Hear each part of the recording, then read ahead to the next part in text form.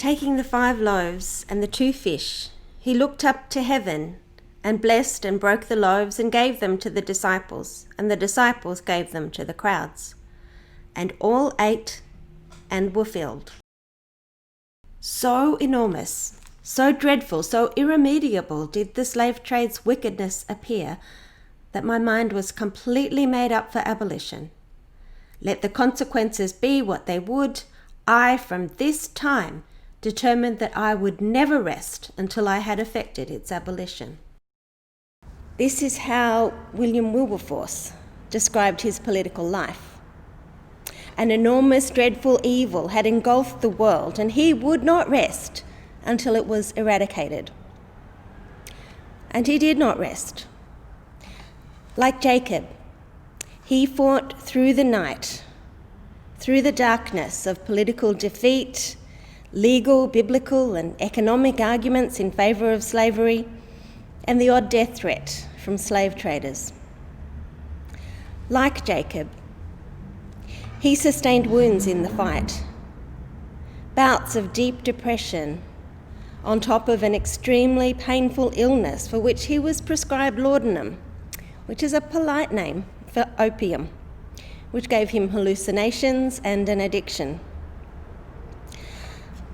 Like Jacob becoming Israel, Wilberforce gained a new name through this conflict.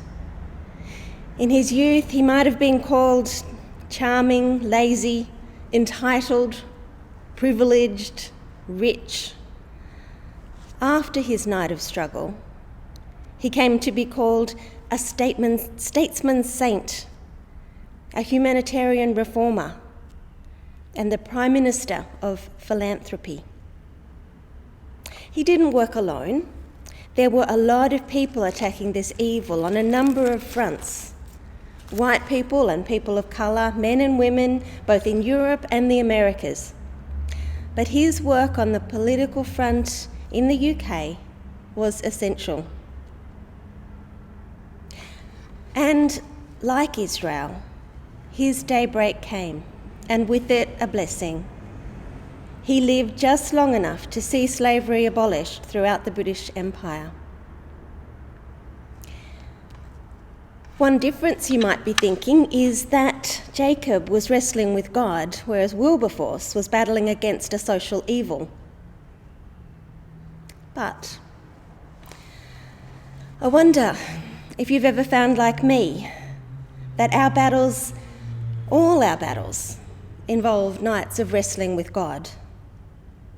Maybe God says, look at that terrible thing that's happening. I want you to do something about it. And we say, I don't think so. Who am I? What could I do? The problem is too big. The stakes are too high. Smarter people than me have tried and failed. Isn't that how just about every prophet in the Hebrew Bible responds when God calls them? Or as Gerard Manley Hopkins put it in his poem, Carrion Comfort, that night, that year of now done darkness, I, wretch, lay wrestling with my God, my God. So we wrestle with God, and we wrestle with ourselves, and we battle evil through the night, and sometimes, like Israel and Wilberforce, the sun rises on a morning of blessing. And of course that wasn't the end of the story for Israel or for Wilberforce. The story of God's plan to bless the world through Israel's family would wind through many dark nights and bright mornings before arriving at its climax in Jesus. And as for the story of slavery, well, it took another 32 years before slavery was abolished in the US, where so many Africans kidnapped by British traders had been sold. And as for other parts of the British Empire, well, throughout Australia, though the word slave was studiously avoided, Many Indigenous and Islander adults and children were forced into unpaid farm and domestic labour until at least the middle of the 20th century. In Queensland, they and their descendants are still fighting to be paid even a small fraction of the value of their work. And human trafficking for sex work and other forms of exploitation still happens on a heartbreaking scale wherever people are vulnerable. I don't think Wilberforce was naive enough to think that legislation would be the complete and decisive end of slavery. But what he did know was that God had placed him in a unique position to fight the battle on that particular front. Because of the family he was born into and the gifts he was born with, he was a natural politician. You've probably heard the rabbinic proverb, when Margaret Wesley gets to heaven, God is not going to ask her, "Why were you not Abraham?" But God may ask her, "Why were you not Margaret Wesley?" God doesn't call you to be Wilberforce. God doesn't call me to be Wilberforce. But God does call each of us to do whatever we are uniquely gifted to do to advance justice and liberty in our time. And maybe it isn't until after a night of wrestling that we know ourselves well enough to set out on that adventure. Once he began, Wilberforce's enemies attacked his position with the pragmatic argument: the possibility of doing without slaves in the West Indies will always prevent its traffic from being dropped. The absolute necessity then of carrying it on must, since there is no other, be its excuse. We can't manage without slavery. Industry will fail, the economy will fall apart. These may have been realistic fears, but such arguments from scarcity should never have moved people who had read the Gospels.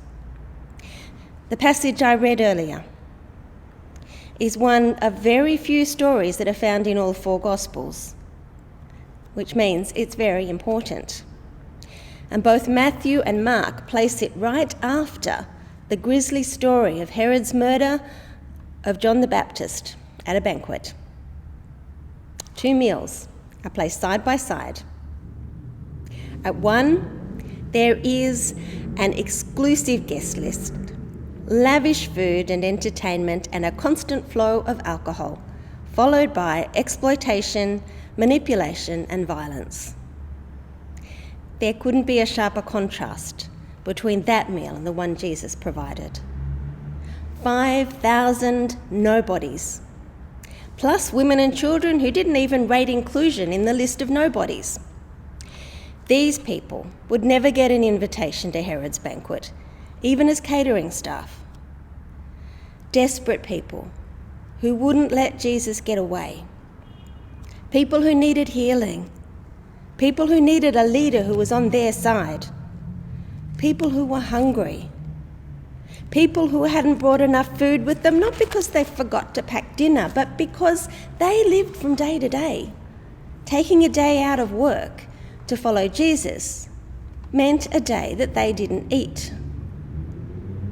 They knew all about scarcity, but they also had an inkling that there was something more important than filling their tummies. And Jesus had compassion on them. He didn't especially want them there. He needed some alone time, but there they were with all their inadequacies and needs, and he had compassion.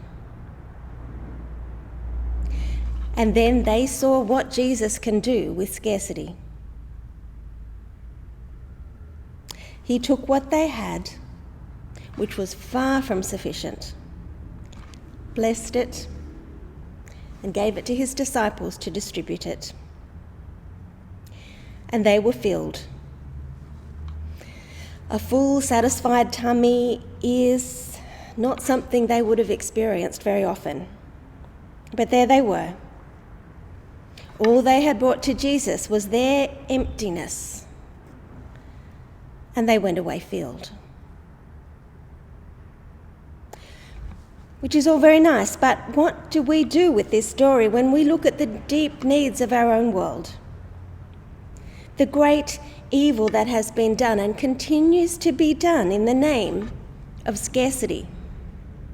The medical care that doesn't reach people who can't afford it. The people who don't have clean water to wash in to stop the spread of diseases like COVID. The people groups like the Uyghurs who've been used as slave labour in factories that create clothing for export to places like Australia. And our own First Nation peoples, whose education, health and incarceration rates are heartbreaking, but understandable after centuries of dispossession and exploitation. I would so much like to say that Jesus will always turn our few loaves and fish into a feast for thousands. But if that were true, Christian people would have ended world hunger centuries ago. So what do we draw from this passage as we approach the needs of our world and confront the fear of scarcity that excuses evils like slavery? Well, firstly, this story gives us a glimpse of the ultimate future when we will all sit on equal terms at the banquet of God where all are filled. Scarcity will not have the last word. Abundance will. And also, we see in this story that until then, we have a choice in the face of scarcity. We can be like Herod, or we can be like Jesus. We can grasp onto power and gorge ourselves on the good things that come to us, while we exploit people for our pleasure and stomp on those who get in the way. Or we can choose compassion. Assess what we have, give thanks for it, bless it, and give it to those who need it more. And let God take care of what happens next. Of course, it's more complicated than that. Like Wilberforce, we will need to research and plan and discuss and strategize to find the best ways to work for justice and liberty. But it starts with our heart and our hands. Hands that grasp onto what we have because of fear of scarcity will inevitably become fists that brutalize others. But hands that are open can receive whatever good comes to us, give thanks to God for it, however much or little it is, and enjoy it with a light heart, bless it, and share it with others. And so this week, may your 5 loaves and 2 fish become, in your compassionate hands, enough for you and for those who need them more. Amen.